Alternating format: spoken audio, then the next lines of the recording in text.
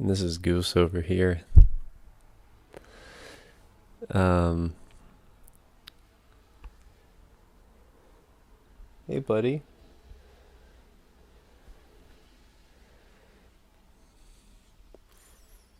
Alright, hello everybody. My name is Seth.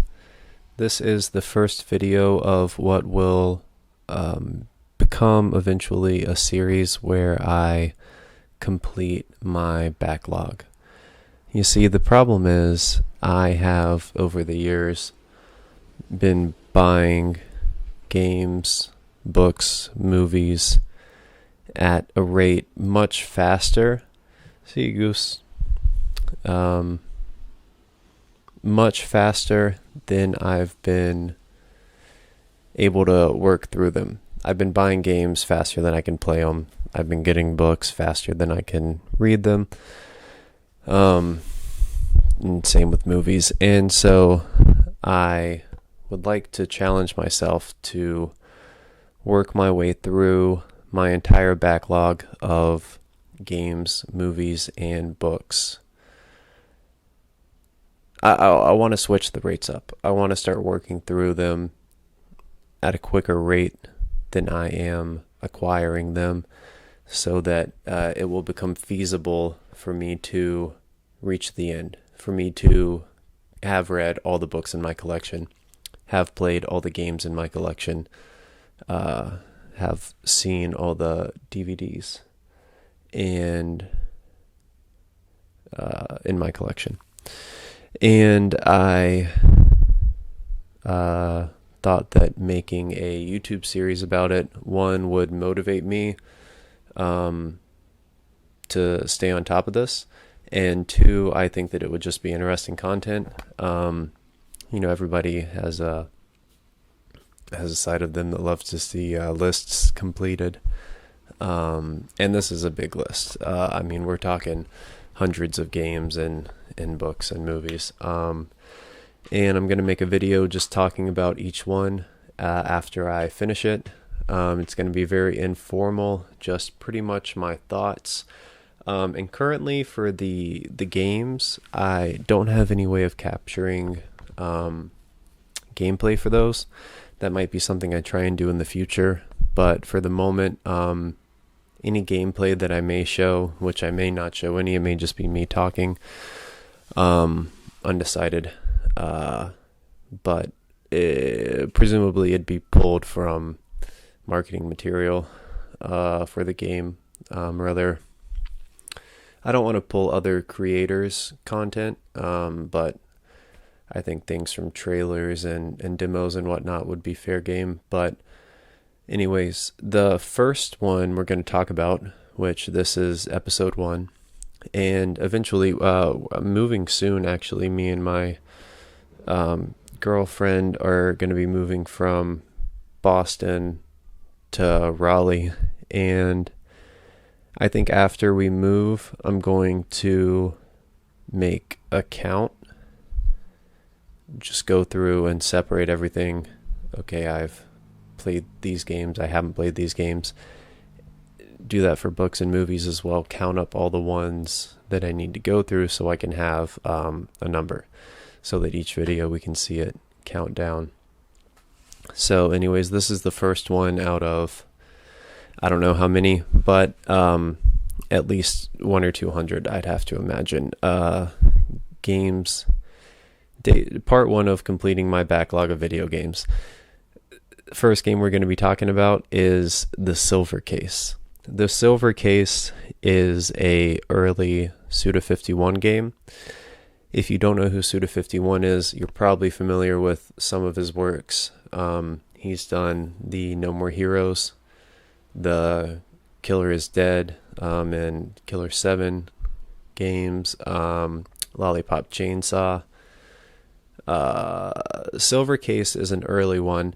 I believe it's not his first game, but I think it may be his first game that's available in English, and as well as it might be the first game developed by Grasshopper Manufacturer as well. It might be the first game for the studio. I could be wrong about that. because I know he did like I believe it was Moonlight Syndrome before the Silver Case. But anyways, the Silver Case from 1999. And I actually played this game because I'm recording this video a bit late. I actually have a backlog of videos I need to make for completing my backlog of video games. So I played this game probably 2 months ago at this point. So currently this is July. Let's see, July 7th. And so not quite 2 months, but I went to, me and my girlfriend went to a anime convention. We went to MomoCon in Atlanta in May of this year, and I didn't know it at the time, but, I didn't know it beforehand preparing for the convention, but once I was there, we were walking around Artist Alley, which is the section where all the vendors are set up to sell their merchandise and artwork and whatever else, manga, games, all sorts of stuff. And we were walking around, and I was looking at this vendor of used games, and they had a stack of Killer 7 on the front table, and they had a sticky note on it that said, get a copy, get it signed. And I was like, oh, who's signing these? And they were like, oh, Suda51 is here. And so I had no idea. Otherwise, if I would have known beforehand, I probably would have brought my copy of Lollipop Chainsaw to get signed. But I didn't know, so I didn't want to get one of the copies of Killer 7 because they were overpriced. That vendor was definitely taking advantage of the fact that he was going to be there for the signing. Also, sorry if this mic quality isn't the best. This isn't my normal setup, but I realized I don't have my XLR cable, so I'm not using the mic I normally would use. Normally, I would have a mic that would be plugging into this device with the XLR instead of using the built-in microphones on this, but regardless. So I did find, though, a sealed copy of Fatal Frame Mask of the Lunar Eclipse, which on the Switch, which is the remaster, which that is, I believe it's the only Fatal Frame game Suda has been involved in, but I got that and I had him sign that. And anyways, when we got back home from the convention, I decided now was the time to play the Silver Case, having just met him, and I don't know. I kind of had half a mind. I want to work through all of his games eventually, so might as well start with the earliest one available in English. So played the Silver Case and played it on Steam, although it was originally released on the PlayStation 1. And it is more or less a visual novel with some puzzle elements, some like classic adventure game style components.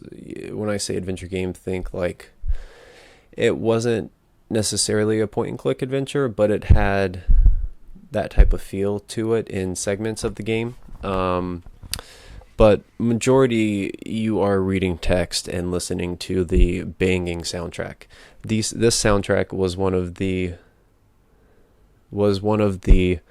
best soundtracks in a video game I think I've experienced. The story and the writing were, for the most part, superb. There were some moments that came out of nowhere and some moments that were a little bit goofy, but in a good way.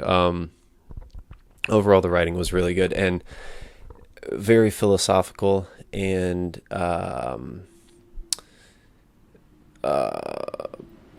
don't want to, prophetic is a strong word, but it's the first one that comes to mind.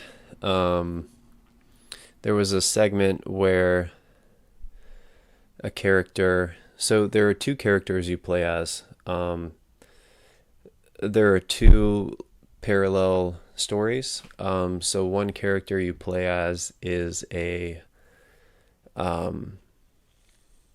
law enforcement agent, in a special cases division, special unit division that I forget the name of, that essentially the ultra violent dangerous cases where more or less they know that their target is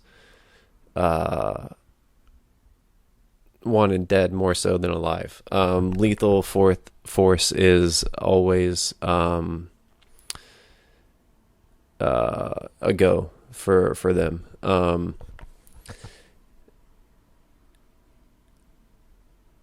Which is why one case that you get when they tell you not to kill your target, but to the order is to take him in alive, everybody is kind of thrown off by that. And I'll get into that in a second. That's an important piece to the plot. The target in question would be Kamui.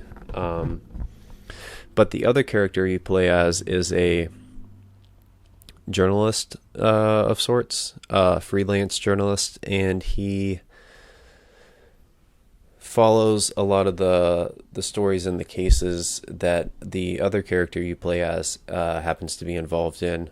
And he, the journalist, gets personally involved in some of these incidents himself.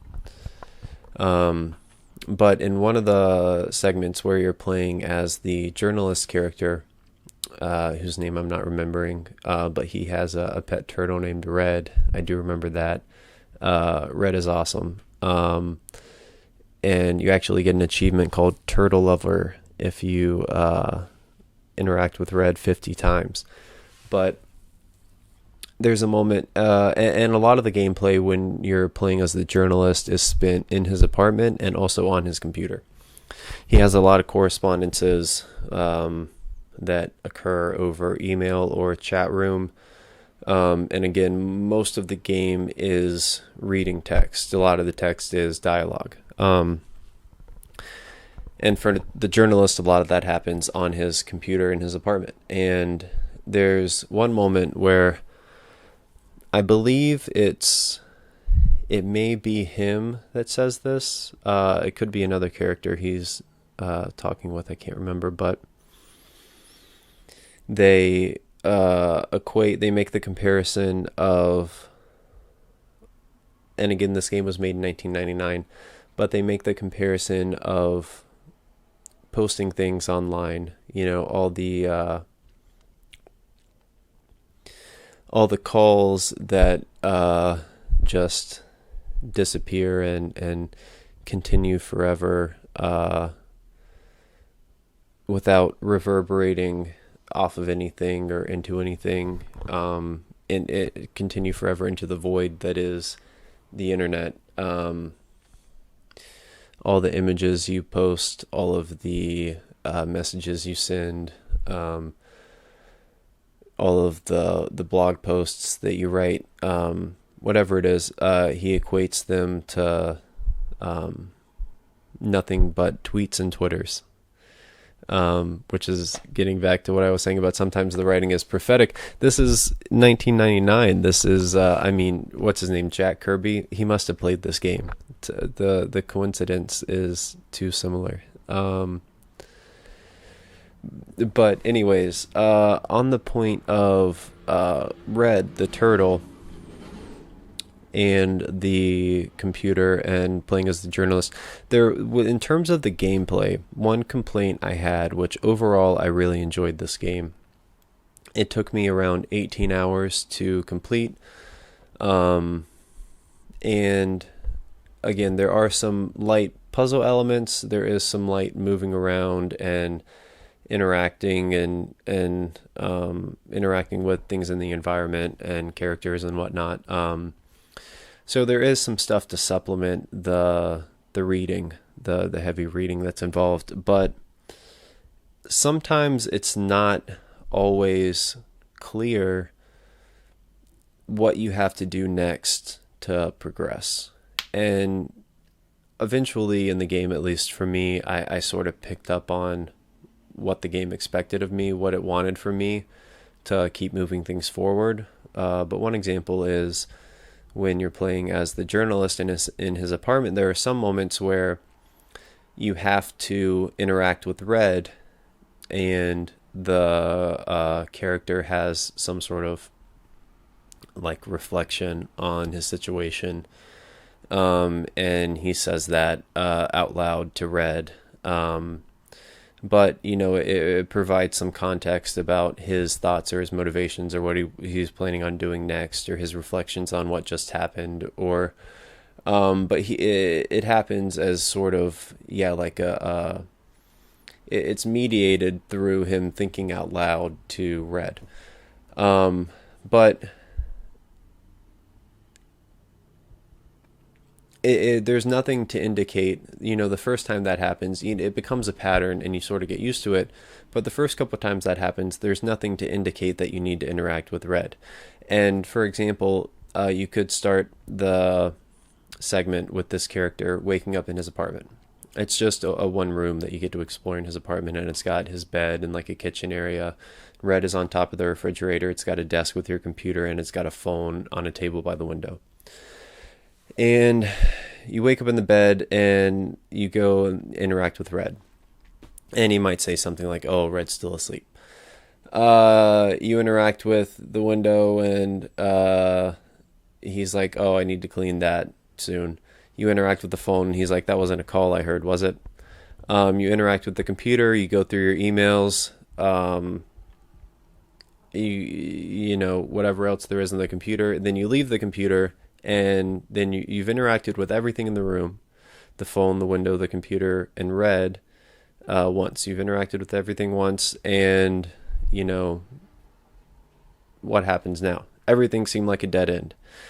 So you go back and you start re-interacting with things. And that's what I mean with there's nothing to indicate, okay, you just, it's trial and error essentially at a certain point.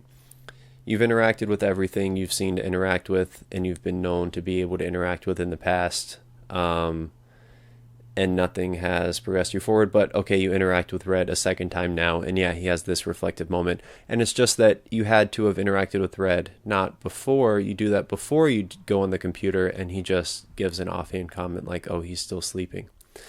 But it's necessary you go to the computer first, and then you interact with Red, and then he has the reflective moment and leaves the apartment, and things move forward. But again, and that's just one example of several times this happened, and it wasn't just with the segments with the journalist that this happens. It was in the other segments as well, with what I would say is maybe more so the main character, with the main plot. And it was fine. It just slowed the pacing a little bit and the momentum of the gameplay and the story, and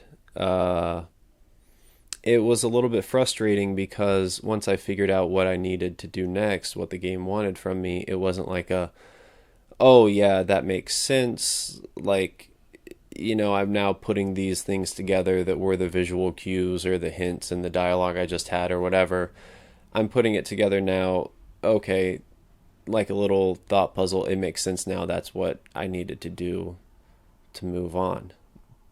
But a lot of times it was just, okay, I interacted with everything. Okay, well, let me go back around the room and try and interact with everything again. Okay, well, let me go back around the room and interact with everything in a different order. And yeah, it felt more so like trial and error. And when you succeeded, it just felt like, okay, by luck, I happened to do the right thing this time.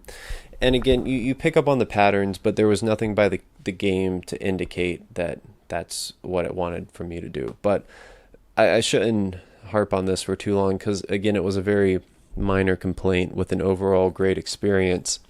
And if you're into visual novels, if you're okay with reading a decent amount in your video games, and not much gameplay going on otherwise, this has a lot going for it. Again, the soundtrack is top notch. It's on the level with a Donkey Kong Country, with a Super Metroid. You know, I really enjoyed it. And the story, the story was good, interesting. The characters were good. They had progressions and twists in the character development that I did not expect. I was really caught off guard by some of those. But the philosophical implications and contemplations were really what struck me with this game.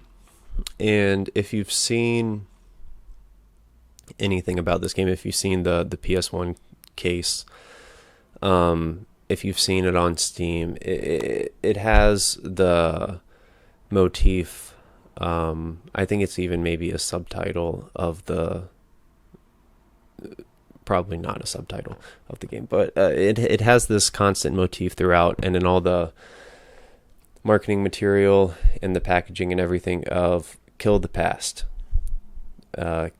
Kill the past is something that comes up throughout the whole game, and it's a central theme, and I think it is key to an existential understanding of this game. And what I mean by existential understanding of this game, what I mean by existential in general, you may have heard the term like existential dread, for instance, or existentialism, as in like the philosophical movement.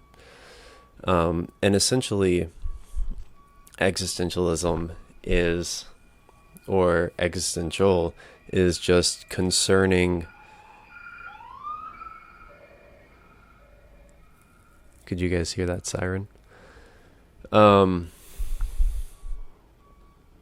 Just means concerning the conditions of human existence, the nature of human existence,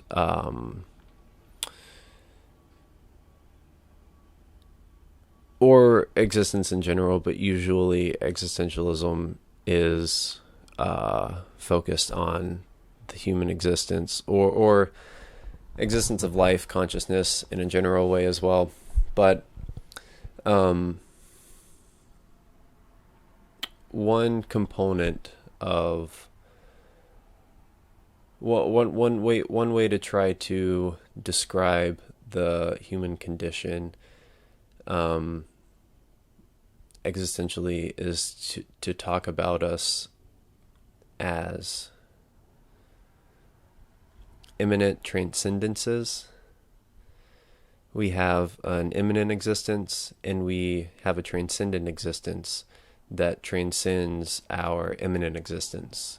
And the philosopher Jean-Paul Sartre put this in the terms of the in itself and the for itself. The in itself is what's immanent, and the for itself is what's transcendent.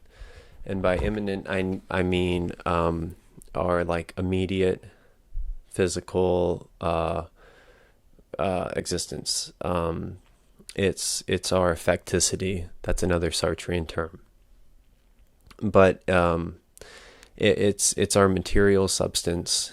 It's the contingent parts about ourself. If you were to split the human individual into something like mind and body, or mind and matter, soul and body, the immanent part would be the body, the matter, our affecticity. And this is negated, this is transcended in its negation by the soul, or by the mind, by the consciousness, by the for itself. And what I mean by that is that the consciousess, the mind, you as a thing that knows and thinks and experiences, does not limit itself in how it defines itself, how it knows itself to be, by its facticity, by its material existence, by its body, by its contingent nature. It defines itself in a lot of ways in a negation of that. When you style your hair, when you wear clothing, I mean, fashion in general, when you get piercings, tattoos, any of these things are a way that your consciousness is negating the contingency of your physical body and adding its own personality to it. It's imposing, it's projecting its own meaning, its own values, its own understanding itself. It's projecting itself onto the physical body in a positively negative way. By positively negative way, I mean it first has to negate that the body just simply is what it is, which is the stance, is the mode that matter exists in. It just is what it is. It simply exists. It simply is. It negates that, and it sees potential. It sees more through the nothingness that is left after the contingent immanence is negated. Potential is seen, and that's where you go from. That's where you have positive negation or a creative negation, where new things, new meaning, new experience, new understanding, new value, so on, emerges from a negation of what currently is, and what has been. The present is defined, it is formed like a diamond in the earth by the pressure of the past. The past is weighing on the present and moving it forward and forming it and crushing it into shape. And the consciousness, in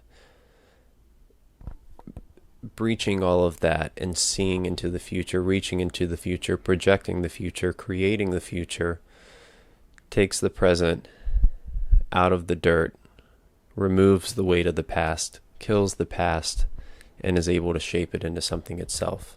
It puts it into a setting. It gives it a certain cut. It adorns it with other gems, so on and so forth. This might not be the best analogy, but hopefully you get what I'm saying. The consciousness is temporally ecstatic insofar as it doesn't simply exist like matter does as a mediatory point between the past and the future.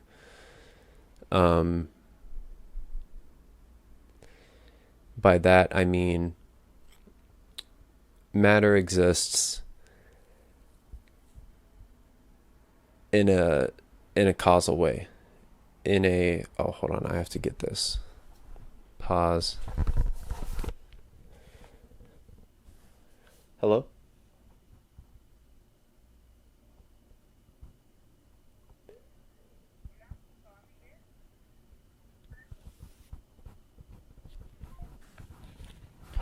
I believe that was the wrong number. Sorry, I'm expecting a call from one of the apartments in North Carolina we were looking at, but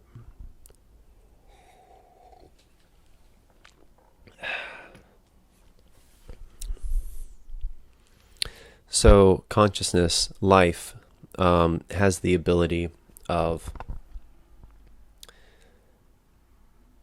saying the present is not simply what it is. It is not determinately a product of the past. It's able to shed that weight and create something wholly new, ex nihilo. That's what we can. That's where our freedom comes from.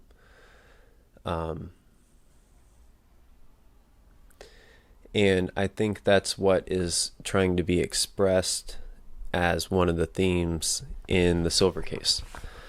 And that is what is being expressed with the motif of kill the past.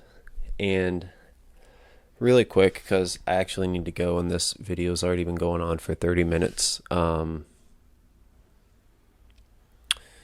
I don't want to spoil too much about the story for those of you that do want to go read this. And thank you for watching this far. I'm going to try and wrap this up.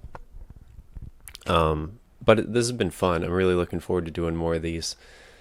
Okay, focus. The Silver Case, Kill the Past. We're free, conscious beings that negate the contingency of the present and open ourselves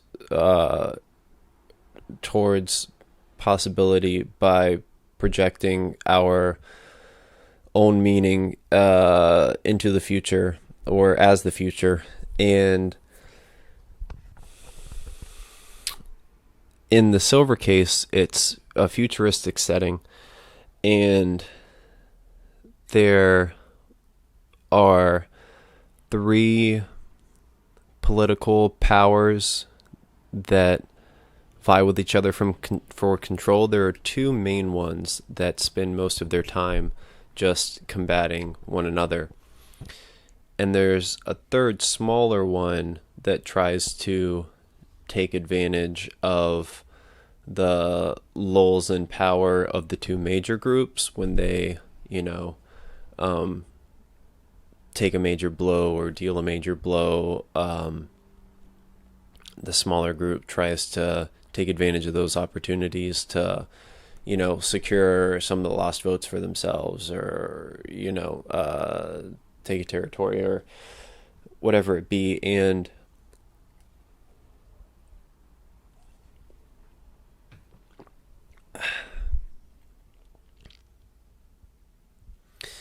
And one of their schemes was that they would start cloning people. They would collect people from the streets and group them archetypally. They would find orphans and determine, kind of like Plato's Republic, determine their aptitude for what role they would be best suited for, and they would train them. They would keep them in these like underground facilities where they would house them, and they would train them and educate them to eventually be released on the surface, be released back into society to carry out these roles.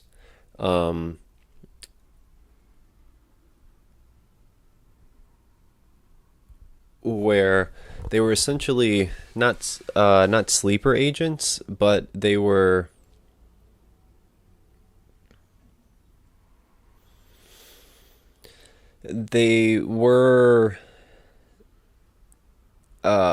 agents of sorts, where they were, I'm trying to find the word, indoctrinated into subconsciously playing into the roles once they were released into society that this political power had designed for them based on certain archetypes that they thought would lead to their success and growing domination over the people in the other 2 groups. And one of the archetypes is Kamui, which I mentioned earlier is a character that one of the player characters is pursuing, and they're told, him and his team are told not to use lethal force on Kamui, but to capture him alive. And so that, done early on in the game, is kind of a weird thing, because again, usually the cases they get, the people that they're targeting are dangerous enough that taking them out is the goal more often than not. It's to use lethal force as soon as possible. But so them getting orders from above not to kill Kamui but to take him in is a little bit fishy. and it's revealed that yes, Kamui is one of the archetypes, and this is the current version of Kamui. And then some of the other characters, I won't say who, were raised and are themselves products of this organization's plan to seed society with indoctrinated individuals that will play their archetypal roles in their game, their political game for power.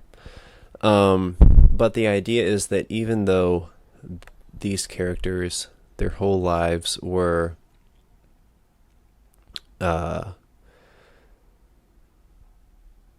groomed for playing a specific role towards a goal that was not their own, and a role that was not of their choosing towards a goal that was not their own, they were able to break from that and pursue their own paths and come up with their own projects and values and goals and ways of achieving them, and form their own role and niche in society. They were able to kill their past and move forward, creating their own future. And that's the thing is, I saw an Instagram reel recently, and I don't know who the man was being interviewed that said this, but he said that the thing about life is it's always the next step that matters. It's always about your next step. What just happened only matters so much that you can use the information of the past to inform your current decisions about the future, so that you don't repeat mistakes, for example. But it is not determined. The past does not have the mountainous weight that it does on material things, on physical existence. It does not have that weight on conscious beings, on living things. We are free insofar as we can kill our past and forge our own future.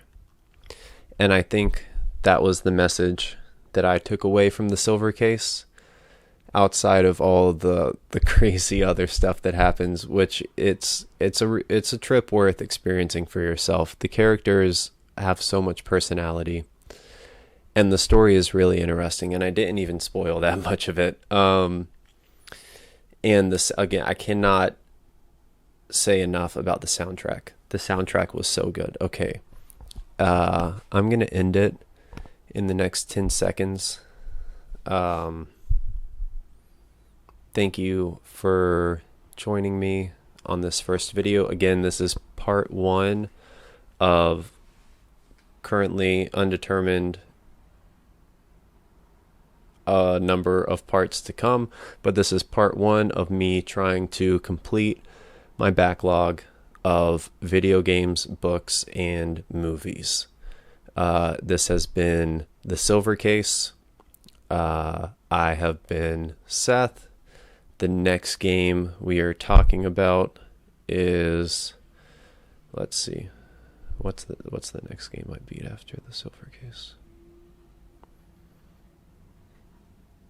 Okay, the next game we're talking about is The Last Blade. All right. Thanks for watching this, and we'll see you in part 2. Okay, well, so actually, I'll probably alternate. The next video probably won't be The Last Blade, because I think I'm going to talk about a book or a movie next. So I'll probably alternate, like game, book, movie, or something like that. So anyways, there'll be another video. See, this is part 1 of completing my video game backlog. See you next time. Thank you. Goodbye.